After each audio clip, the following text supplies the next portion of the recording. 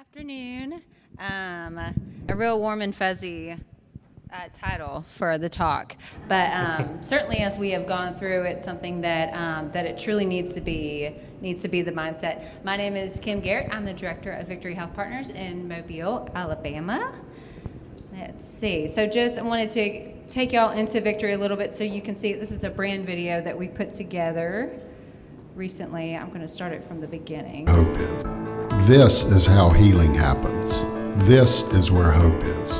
Victory Health Partners believes insurance status should not determine one's wellness and quality of life. Victory partners with doctors, donors, and volunteers, ensuring our patients gain access to the health care they need.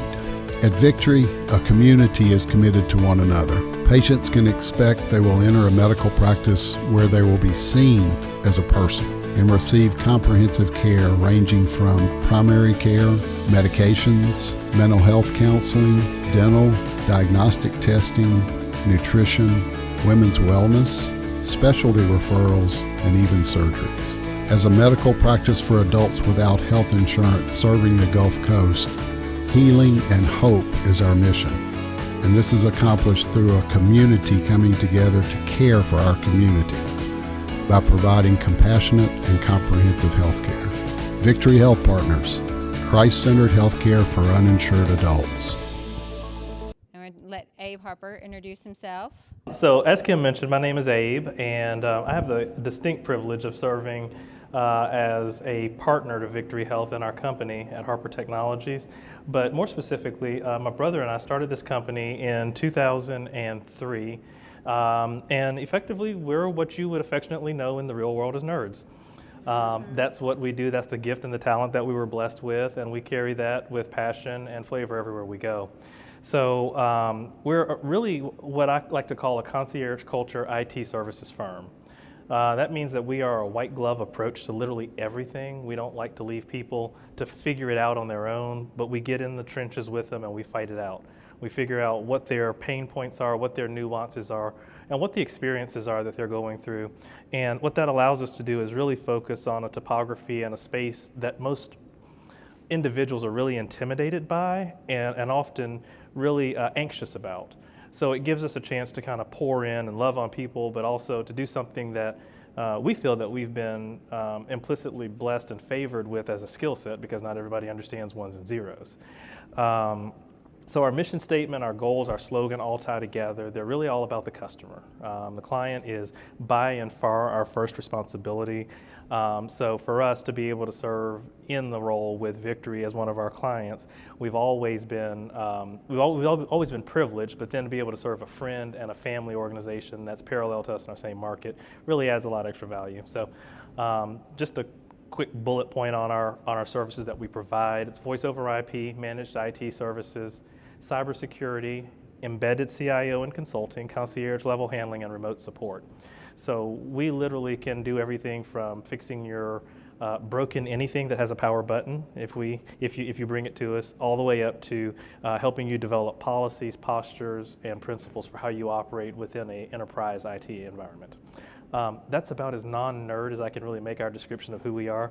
So with that being said, I'll turn it back over to Kim and let her talk a little bit about what the big deal is that we're here to talk about today. Yes, exactly. So, and to say, and I would be remiss if I did not introduce Audra Harper, Abe's wife, who's also our vice chair for Victory. But to have people in place to have an IT company, that relationship is key not only in your day-to-day, but then also when you have moments like this, and even if your server goes down, if other things go down, I mean, it's critical. It impacts your operations and it impacts your patient care. But in this moment of malware, certainly was critical to have those people that you can call because you need to get started right away. And just for the heart of this conversation, it's not, we don't have a spirit of fear, but we are called to be a wise people to, we know that the Lord has gone before us, but that we also know what we steward, and we steward the mission that God has given us. We steward our patients' care, and this is a part of patient care. This is a part of our patients' wellness. I mean, their PHI, impacting our operations is impacting our patient care, and our culture and so many things. And when we were talking and planning, Abe asked, he said, what was the hardest part of the whole thing? my mind could have gone to the reporting, to the financial, the time drain that it took, just the feeling of being so overwhelmed. But it was in the moment where, and we'll get to some of the communication, but it was communicating with patients and hearing the fear in their voice and knowing that this situation caused that.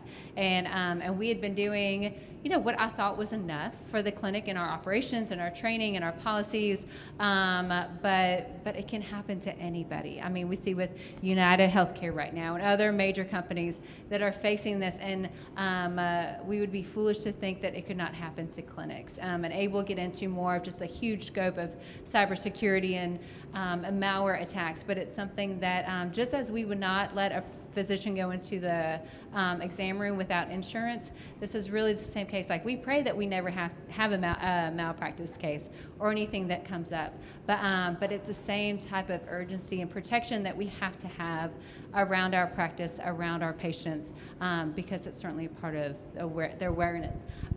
So this is just kind of the timeline of what we went through.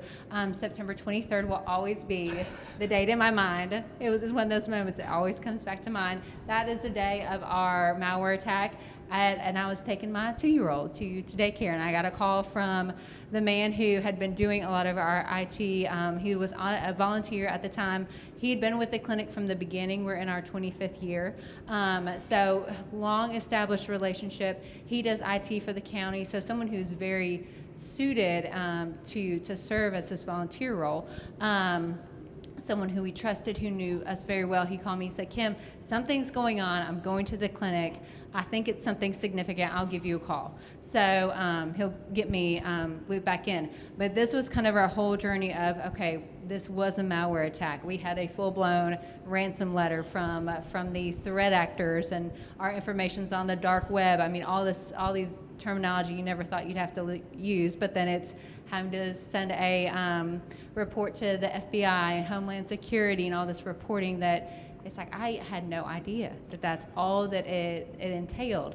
But we went through seasons of forensics, reporting, how it impacted our operations, how we had recovery of our data, obviously communication to all of our stakeholders, and then training to ensure that going forward we do everything that we can to not have this happen again. And this was, so September 23rd, we got our letter from the Office of Civil Rights December 22nd of 2022. So, yeah, so a full over a year that this all took place. And I tell y'all, the workload and the reporting, I mean, we all have enough on our plates every single day. But then to have, all these federal regulations and reporting and everything you're doing while trying to do operations, and all your grant requests or your folders and everything are now encrypted. You have to start over with. So that's, if you leave, it sounds a little doom and gloom, but just the volume of everything that entails, I just did not realize going into it. So just to go through, I want to give Abe a lot of time, but just like some of the reporting. So first day, calling and talking to FBI cybersecurity, talked to an agent up in Chicago that our threat agent or threat actor. Threat actor, yeah. There's some things that your mind just tries to block out. That's right. Bad guys and threat actors. Yes. Not bad actors and threat guys.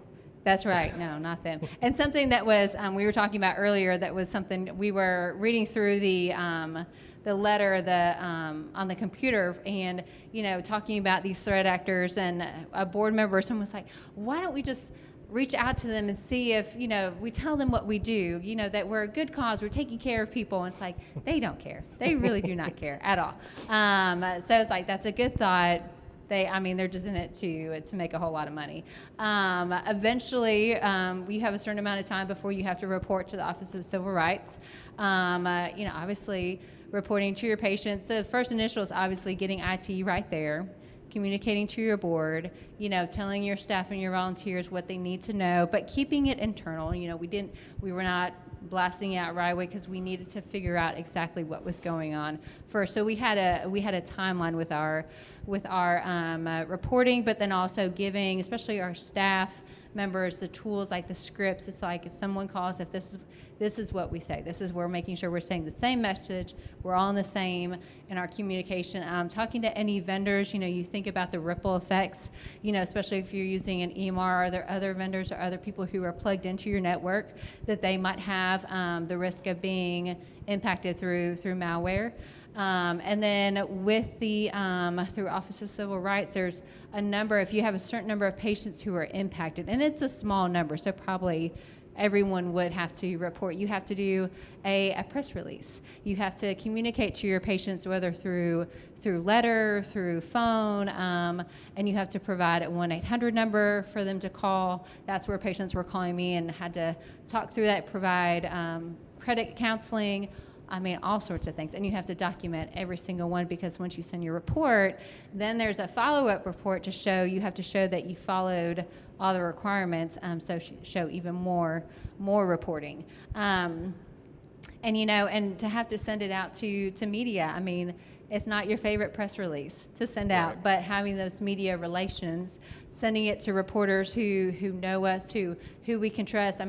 They had to deliver it, which they had to, but they did it in a gentle way that cared for Victory. From operations, we used Greenway, so we're not fully integrated into an EMR, so we're on paper charts. So that meant staff and volunteers came and pulled every single demographic page, so that when Kim Garrett walked in, we could go to the G's and then find my patient chart. So just looking, because the last thing we wanted to do was stop operations, because we knew, since we were on paper, that we could still operate. So it's like, how do we recreate our charting system so that we could go find it? And you really start to question your knowledge of the alphabet when you've sorted all your 40,000 worth of demographic pages. So it's like from a Thursday to a Monday, we did that, and then started to scan them in, just so that we gave some time for Greenway to get our system back up, which we did. We didn't lose any of that information. So it's, how are you scheduling? Do you have to adjust your scheduling? Do you have to bring in some extra volunteers or bring in some temp staff to help out? Getting your staff equipped with the communication, what we are saying, how we are saying it, what words we're using, what words we're not using, the financial costs, the legal fees that we had to navigate through it. Just to be fully transparent, it cost us $10,000 in legal fees, which was not a fun bill to write. But also we had great donors who came in and supported us in other ways. But still, it's like the time, the resources, the energy, we could be doing so many other things. And that was something that, as the director, my clinical team is still taking care of patients. So the administration, I really felt like fell in our lap, which is where it needed to be, but it was a lot. And certainly culture. It was a stressful time for sure, trying to navigate all of that. So how are we taking care of our culture? Recovery, we got the EMR back, the data, especially a lot of my data, a lot of it was just rebuilding over time. But something that really was the one that we worked through, and thankfully we've been around. We have a strong reputation, we have strong trust, but still, for maybe some of our newer patients coming into a healthcare organization, did we lose some of their trust? Especially that this occurred after COVID, where a lot of trust was hurt throughout healthcare. That was something in our culture, and just our excellence and our dedication to protecting and doing holistic healthcare, which also includes protecting our patients' information and their wellness. Now we're ongoing training, updating our employee manual, our policies and procedures, doing randomized testing for our patients, so they will send out emails, and if you get 3 clicks, the first click, I'll have you talk through that, but keeping everyone mindful, just having a healthy kind of paranoia about, if an email looks kind of funny, don't even look at it. Send it to see if it's spam, or just if it's not even, if it's something that might be iffy, just don't even. They'll email back, they'll call back, but it's not worth it. So again, from an operational standpoint, it was certainly a journey. And that it comes down to, it's more than just, IT. And this is really the world that we're living in, but it's truly about stewarding our mission and caring for our patients holistically. And this was a season that we learned a lot. We learned a lot about our organization, about us. On the other end, we came out much stronger, but it was certainly because of the team that we have here through Harper Tech that came alongside of us. So I can't say enough about having that strong IT partner that can come in and support you, and also through your, not in just situations like this, but for the ongoing every single day. So now I'm going to turn it over. All right. So Kim's giving you guys a 30,000 foot view, and I'm going to do something a little unorthodox here, but I think we're a small enough room and we are intimate enough that I like to kind of know who I'm talking to. So has anybody in here ever been through a ransom attack before, or cyber attack? Awesome, great. That means I can actually share some knowledge. A lot of people have been through this. To Kim's point, you go through the full gauntlet of grief in an instant. And what I want to go back to and cover, if you look at this picture, it's harder to tell, but I can tell you that picture was taken before malware was a real big thing, because I had no grays in that picture.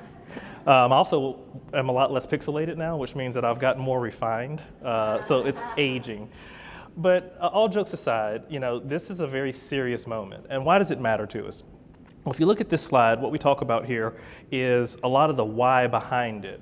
As people have adopted technology as a standard, and to Kim's point, using efficiencies in order to help carry and further our missions, we've become more dependent on digital transport. We've become more interdependent on technology and the tools that it can provide for us. Technology in and of itself is not a business plan, especially AI, but it is a strategy to help you execute your business plan. So as you look at this map up here, this stops in 2021, but it's just a set of bullet points. These points are the number in billions of people worldwide and how many are online and what percentage of the world's population they account for.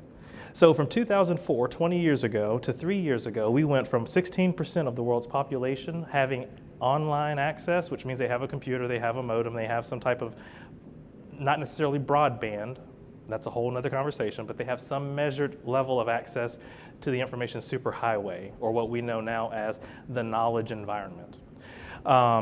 That's huge, y'all. That's over 3.5 times multiplication, but now it's over half the world's population. So by that kind of environment growth, what do you all think happens when more people adopt something? It's not a trick question either. Like moving into a city, for example, or going to a certain place in the city, or going to a theme park. Well, as the numbers of people there go up, the number of people with nefarious intentions go up. The amount of crime that happens goes up. Internet's no difference. It's the wild, wild west right now. And for anyone that ever went to showbiz, it's like playing whack-a-mole if you live in our world. It's literally, you get rid of one bad actor and they come, or threat actor, and they come right back because they find reward in the return on investment for them. So this is another slide that talks kind of through some of the numbers. And I'm going to make a big circle on a lot of this information, and we're going to tie it back into why it matters with Victory, but also what you can take away today that you can do in your own businesses, practices, and how that can help out. But this is ransomware in the last 5 years, from 2019, effectively through today, in the number of attacks. And the next slide I'm going to show you is going to paint a different picture, but it's going to bring some cohesiveness to what these numbers mean.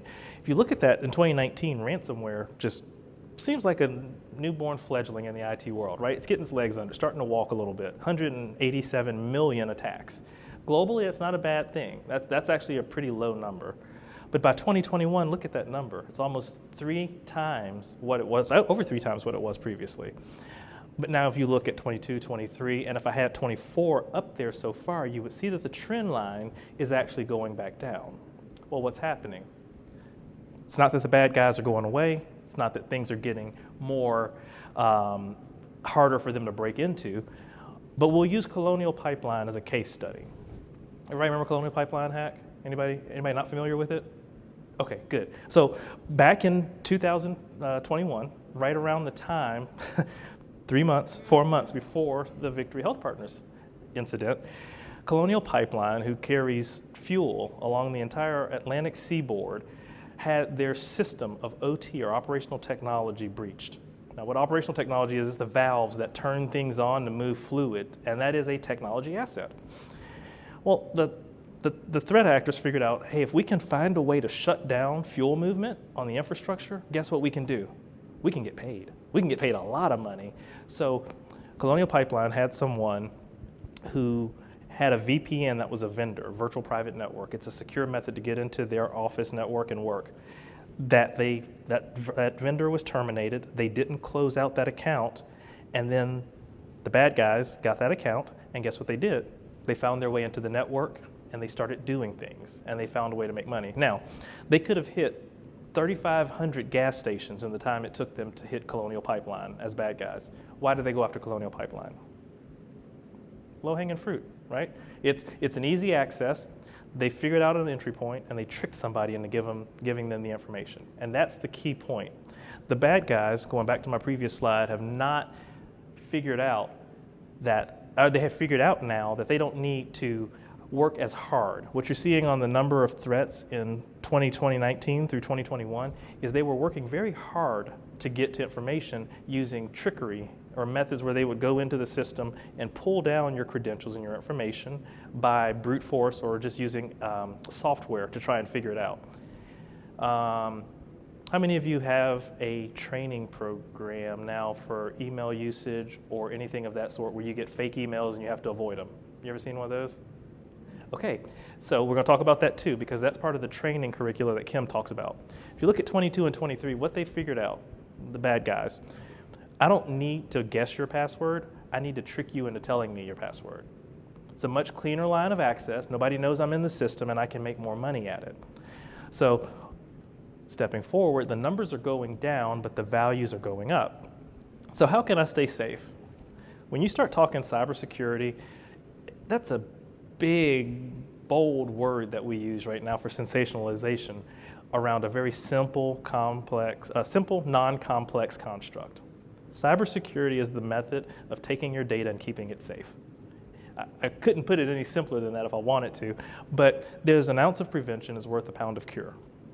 And what happens is and this is, I'm going to say that Kim had the cheat code when it came to a malware attack or a ransomware attack, because they had already done the first most critical step, which is building a relationship with somebody that they could implicitly trust and having that person available to help them at a time of crisis. The time to start on those relationships, if you don't have them, is now, right? Like if you don't have an IT support partner that you can trust, somebody that you, in our world, we say in our team meetings as an IT team, we want to get people to know, like, try, use, repeat, and refer, then repeat. So we want them to know us. We want them to hear our name and know who we are. We want them to like us. We want them to find out that we've got a good reputation, that we're doing something meaningful in the community. We want them to then begin to trust us. We've done something meaningful for somebody that they know, that may be a reference. Then I want them to try us, call us. And that's where, we had known Kim for years. Her husband and I are good friends. She and my wife are friends, and we're all in the same small community space. But I can't overemphasize the value that had in just even immediacy of response, because everything in cybersecurity or ransomware attacks is measured in seconds, microseconds sometimes. So not to get too far into the weeds on my own personal philosophies on it, but what I want to share is kind of the intrusion life cycle, and this is what's happening behind the scenes. So you all have heard now of ransomware. Is everybody familiar with what's going on with United Healthcare at all? Yeah, okay. So for anybody that's not, United Healthcare is under the knife right now with HHR, OCR, and FBI, I think, as of about a week ago. So I also serve on a hospital advisory board. So I have kind of some inside knowledge on some of these things and get to see it. With Change, who is one of their pay partners and one of their proxy gateways for serving claims, they got breached about 3 weeks ago. This is United Healthcare, y'all. I mean, if United can be a target, any of us can be a target. They got breached to the point where they had to shut their systems down and then withdraw the systems and operations they were providing to people. Well, what that means is that providers aren't getting paid. So you got to think about the ripple effect if providers and hospital systems can't get their money. And I don't know the clinics and practices you all are in, but what I can share publicly is the practice that I serve on the advisory for operates at a tune of about $3.3 million per day of cash flow. If we don't see that EBITDA, we've got a problem. So you can only imagine how panicked we were when we found out United Healthcare was not paying any claims for at least the next 14 days because everything is in operating cash flow. So how do they get there? Well, when you get over here to this point, to the exploit, encrypt, destroy, that's the absolute last step, but that's the part we see. That's the note that Kim received. That's the logo that's on your screen. That's the message from the bad actors. It starts with reconnaissance. They figure out, okay, who is my target? Who do I want to go after? Who am I going to burden down? How am I going to make their day rough? And some of that can be left to chance. Some of that can be left to the dark web. We don't have nearly enough time today to talk about dark web, but I'm going to open up a conversation segment later, and we'll talk a little bit about that. But what happens when you get into reconnaissance is they're looking for value targets. They're looking for people that they can extort, right? I mean, you're going to waste your time picking a lock, kicking in a door, hiding in somebody's closet, waiting for them to go to work. You want to make sure that there's something in the house. You got to think like a bad guy if you're going to do this. Don't think like the good guys, think like the bad guys. So once they've done their reconnaissance, they find an open door, open window, somebody willing to give them a password. And they'll find and wiggle their way into the network. And then once they're in, okay, I need to make sure there's another window open or unlocked so that I can go out that window but come back in case they lock the one that I came in through. And then they install all their tools. Or if this is a criminal breaking into somebody's house, they call all their buddies and say, hey, I need you to park the van out front with all the stuff. I don't know what I might need. I might need a hammer. I might need a chainsaw. I might need a scalpel. I might need a lockpick. I might need some doggy treats. I don't know. I just need the van out front. Whatever's in it, I need it. After they've got their tools in, they do what we call lateral movement. Now, you have to understand networks and data. Computer systems are comprised of two distinct components, software and hardware, right? We all agree on that? You got programs and you got computers or devices, phones, tablets included. We as a technology company can replace every single thing on your network except for your data. That's days, months, years, decades of entry, because that's what your HR processes create. Data is what your business outputs. Doesn't matter what form of business you're in. Could be healthcare, patient charts, could be banking, financial records, could be construction, drawing documents and final product for client, could be IT, results, policies, and procedures. And that all has to be documented somewhere. So once they get in and they start moving laterally, they're looking for high value information. They know already who you are. They know what you've got that they think they can do and that they can extort. They know you've got some money because you have a computer system. So they get in and they're thinking, okay, how do we move around? And then they exploit, encrypt, destroy. Now, it took a long time to say that, but I wanted to paint a picture. This process we think happens, you click a link and all of a sudden you've been breached and now somebody's inside your computer. It's not the case. When you click that link, it could be north of 90 days before they even get into your network and establish persistence. So from point 1 to point 3, you could be 3 months before they're even in there. Going back to talk about Colonial Pipeline for a second, they knew the hackers from the post-mortem analysis. And this is, IT people, we operate in two modes. We operate in crisis and post-mortem. Those are the only two methods we have, sorry. But in the post-mortem analysis, they went back and looked, and the hackers had been in their system for over 18 months. Just wandering around. Nobody knew it. Wasn't bothering anybody, just looking for things, just poking, prodding. And what had happened is when this vendor account got disabled, or the vendor got terminated and the account didn't get disabled, they figured it out. Nobody at Colonial Pipeline did, and the IT company was not proactive. They were sitting there just looking at the logs if somebody reported it, not when they needed to look at it. 18 months. So you think about if someone can get into your data for 18 months, what can they find? Can they find something that is of enough value to you to either extort you or exploit you in a way that they can make you pay up? And that's what they leverage and hedge their bets on in this community. So we talked briefly earlier about that slide with ransomware, and I want to go back and I want to now start talking about, we've talked about the how and the who. I want to talk about the what and the how not going forward. IC3, anybody know who that is? Yes, I get to share some knowledge. Internet Crime Complaint Center. This was an entity stood up by the FBI in the year 2001, 2001 or 2002, I think. Don't hold me to that. I could look back at my notes, but I'd be cheating. But they were irrelevant then. They weren't relevant until about 5 years ago, honestly, which is kind of neat.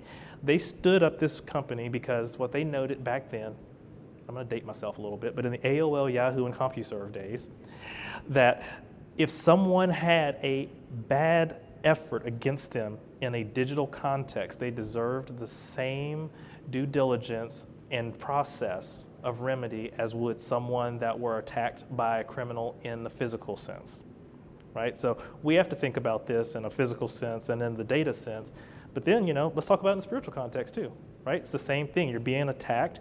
You're constantly under some type of a microscope, somebody looking at where can I find a weak area and exploit it? So it's all kind of, and this is the conversation we've had before, and my wife and I have this, but you can all tie it back to really either a principle of powers and principalities of evil that are not working for us, or a spirit of evil that is working against you. So when they figured this out in 2001, 2002, they said, okay, guys, guess what? We don't need to have digital contacts and digital victims. We need to figure out some way to get people into a pipeline and get them made whole again. So they built this system, they receive complaints, and all they do, it's a division of the FBI, and I'm saying all they do, but if you get a chance, go to their website. It's ic3.gov. They have all kinds of resources. They have all kinds of information there about what to do if you get hit with a cyber attack, and I'm going to give you some of those early resources here in a minute too. But more importantly, they are our national catalog so that we know how to track these bad guys in and around the environment, and we know how to begin to attack the resources that they're using to put forth and make effort to disable networks. So IC3 puts out a report every year that talks about how much ransom, malware, business compromise, confidence fraud, extortion schemes they've seen digitally, and then from there, they propose what remedies they see going forward. So in 2023, that number for the ransomware only is lower, but the overall digital effect that was reported to them was $12.5 billion with a B. You think about the industries that affects and how that money impacts them. What can $12.5 billion do in a global context if we could respread that with good stewardship, right? That's $12.5 billion of loss of use, business continuity, actual resourcing, cash, because some people pay the ransom, which is a no-no, by the way. If you ever get one of these, do not pay the ransom. I'm available offline, and I'll give you my cards personally to talk about that and why that's a bad thing. But you never want to do that if you're in this situation, because all it does is incentivize them. They're going to keep doing it if somebody's paying them, and there's other ways to get around it. So moving forward a little bit, I want to share this slide. This one talks about the actual granularity of those complaints that you see in that 12.3 billion total number up there. If you look at the top left-hand side of this slide, there's about 3 numbers that really are going to jump off the page: investment, BEC, and tech support. Down at the very bottom, there's 2 new categories that popped up this year, which I'm kind of geeked out about, and that's cryptocurrency descriptors and crypto wallets. Because now, and if y'all don't know this, about Tuesday of last week, Regions declared nationally, I think it was the Regions, it may have been Hancock Whitney, as one of the big banks declared nationally that they would accept Bitcoin and allow it to be a currency exchange. The price of Bitcoin went from 55,000 to over 72 in about 3 days, and it's still climbing. To that point, what you're seeing is adoption globally of cryptocurrency, which now means it's a new frontier for bad actors, threat actors to go after. That's more money for them to find, and it's already in a digital context. They don't have to extort you, they just got to get your wallet. I digress, sorry. Back to the top 3 on the left. Investment, business email compromise is what BEC stands for. And then tech support. Those are the 3 big ones. Investment is where they get you to think that you're putting your money into a FDIC entity, and it's actually somebody's personal bank account that's in an FDIC entity, and by the time you finish transferring or wiring the money to them, they've already closed the account, taken that deposit, and gone on to the next victim. So we see that a lot just because it's pure cash impact. And that's how you get to $4.5 billion in that globally instantly. I mean, that's just somebody handing over $25, $30 at a time. But BEC, business email compromise, we're going to talk more about that one in a few seconds here. That's the most common type of entry point for bad criminals, threat actors. And what they do is they send an email, and in this email, it forces you to do one of three things: to respond back to them with an appropriate reply to tell them what they need to know, and they've tricked you at this point. And that may be respond back and say, let me connect you with this person, let me connect you with that person, and you've given them an avenue and you've given them credibility because you've put your name behind it. Second method they use is a link in that email. Hey, click this link, go to this website. It's going to take you out to Microsoft Office so you can reset your password. Even looks like a Microsoft Office email. It is not. It is anything but. And then the third type that they use is basically a point-blank extortion in the email. Hey, guess what? I found something in your data on your computer, and your IP is this, and I found some information about you, and if I put it on the web, it's going to make you look really bad, and everybody's not going to like you. Well, that's not really true, but you'd be surprised how many people click, respond, and then pay them to get out of that. So it's a mixture of business email compromise and extortion. The numbers are rising in the BEC and tech support and declining in investment and moving to cryptocurrency. And if we had a lot more time, I'd show a lot more slides, but I told Kim, I said, I'm not going to kill them with 30,000 slides on IT because I geek out over this stuff all day. So the last one is tech support. That's a phone call, a text message, or an email. And people usually receive these and they hang up on them immediately, but there's a level of confidence with people that don't understand technology as well that they will sometimes think that this is authentic. I have a client I love very dearly who has been probably a 5 or 6 time repeat offender on this.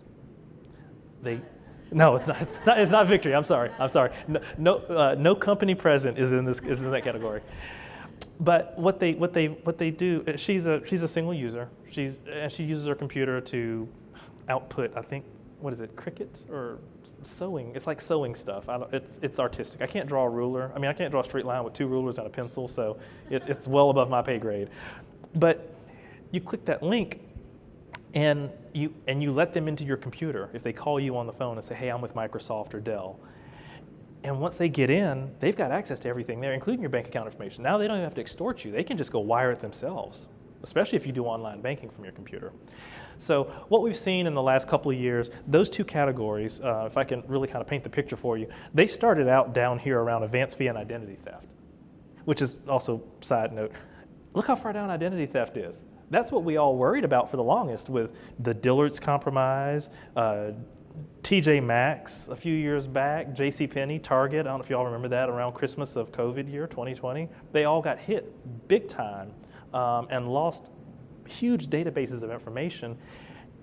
That was identity theft. So all that being said, that's where the trends are going. Internet Crime Complaint Center, if you look at this slide, is going to categorize everything that I talked about on the ransomware slide a lot more. So if you look at the years, the gray number that you're looking at there is the number of complaints. The red number is the dollar impact for that year with regard to those complaints filed. So if you remember that ransomware slide I showed you, it showed that nice little bell curve that's happening.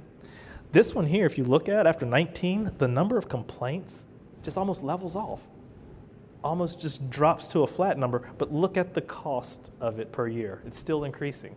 So that goes back to the point that I made just a little bit ago about those 3 top categories as they climb and the impact that they have. They're going to continue to vacuum more capital out of what we know to be an already distressed technology environment. So jumping from here, let's talk for a minute about the business email compromise. And I think I kind of painted the picture, but I want you to see this graphically. And then we're going to talk about what this looks like from a timing perspective. Your step 1, identify a target. Sound familiar? That identity life cycle I just showed you. Number 2, grooming. So spear phishing, email, telephone calls, victim, company is going to get just blasted, not even know what's going on half the time. Could be coming from what looks like legitimate numbers. And then once they've kind of gotten your confidence, that could be a few days, a few weeks. I've seen it go for months in the grooming cycle. even to the point where it's an email that's just getting dropped to you once a week that looks like a business email, like a newsletter or some type of a regular alert. And you now are familiar with this person's name, so when this person's name pops in your box with another email type, you might respond to it. You might say, oh, okay, I've seen your name in my email before, not even knowing who they are, just in a place of confidence.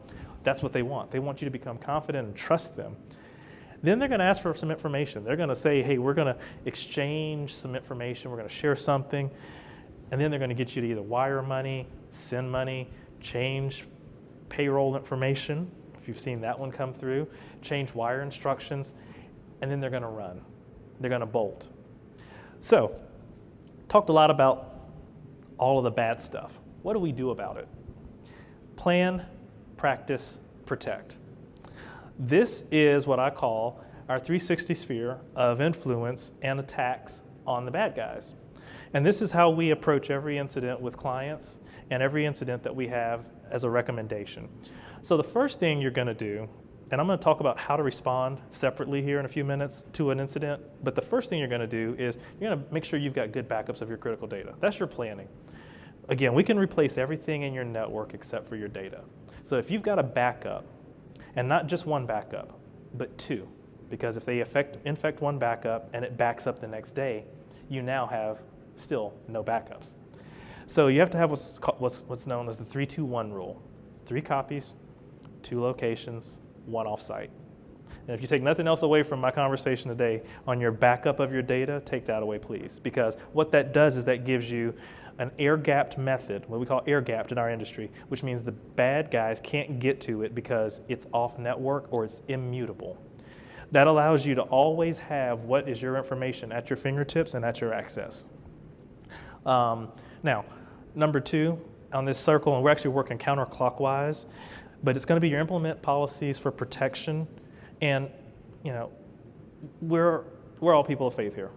We like to believe the best in people, but we also know it's trust but verify, right? And we also are responsible for being stewards, for being aware, and for being discerning and knowing what's going on.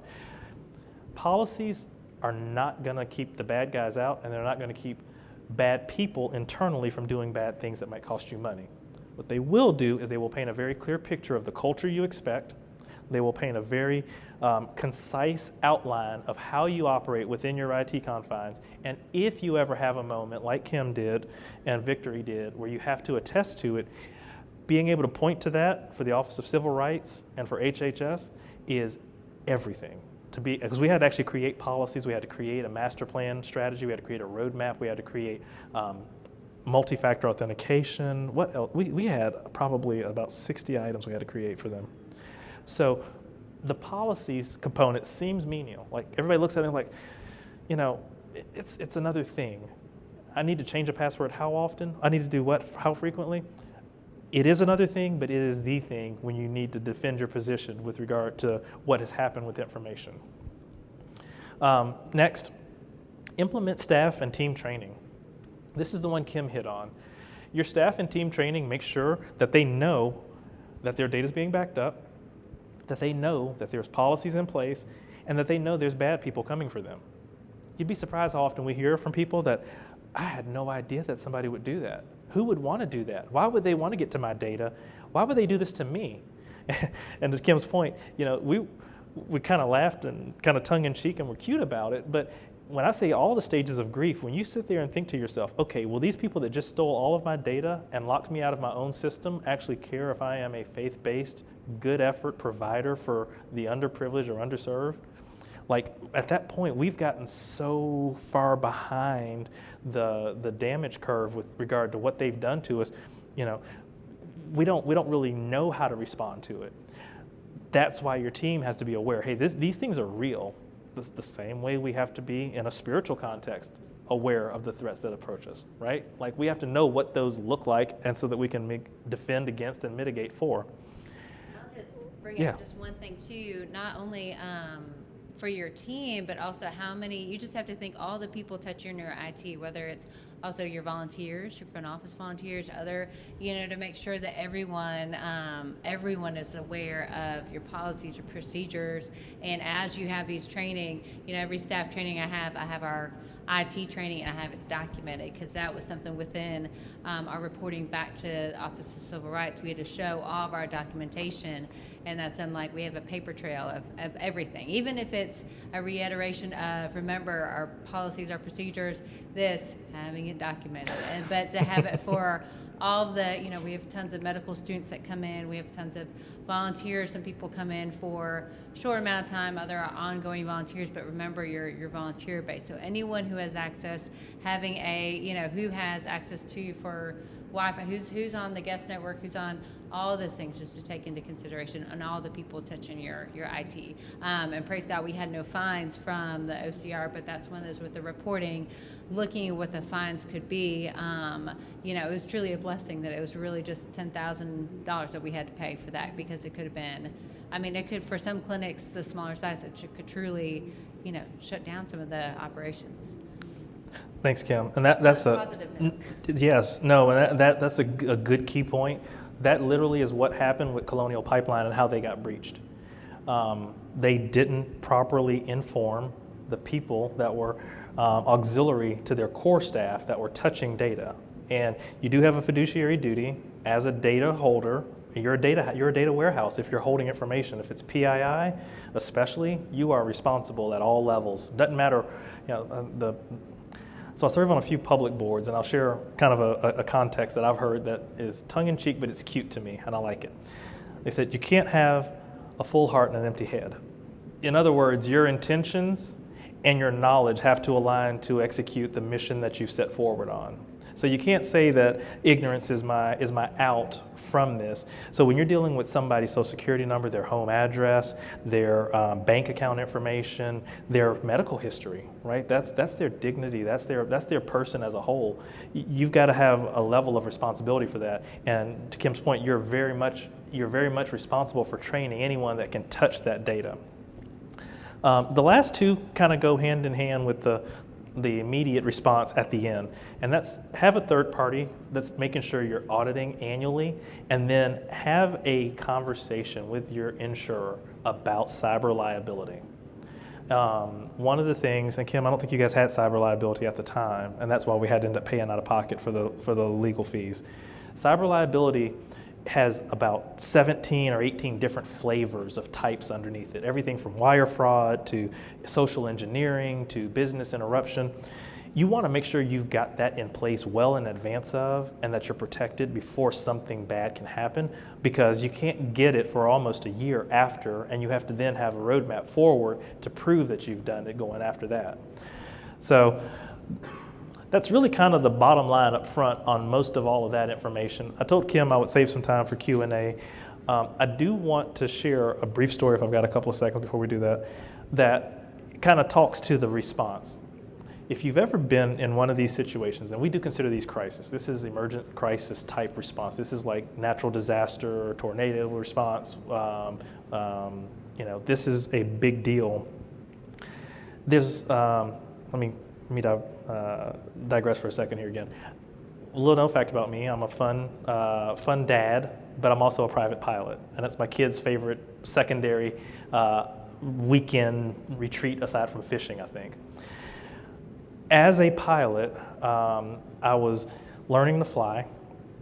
And at night, when you learn to fly, you have a specific set of checklists. And you have to do a 3-hour, 3-airport night flight before they will grant you a private pilot license. So I'm probably about 7 or 8 months into training. There's this curmudgeon-y guy that I'm flying with who tells the worst jokes, but he has a great heart and he's a great pilot. The guy's got like 30,000 hours, but he's sitting in the right seat and he's telling all these bad jokes, and I'm flying and I'm trying not to die, like trying to fly the airplane, and we're flying at night, and he's talking about checklist. And, to me in the IT world, checklists resonate with everything. Like there's a full checklist for what you do when you have a ransom attack. And it basically looks like, number 1, pull the cords. Number 2, determine the impacted areas. Number 3, notify the appropriate IT individuals. Number 4, notify the proper authorities. Number 5, notify the public. That's just kind of how the flow is. And then you begin your remedies. So all of this is converging at once.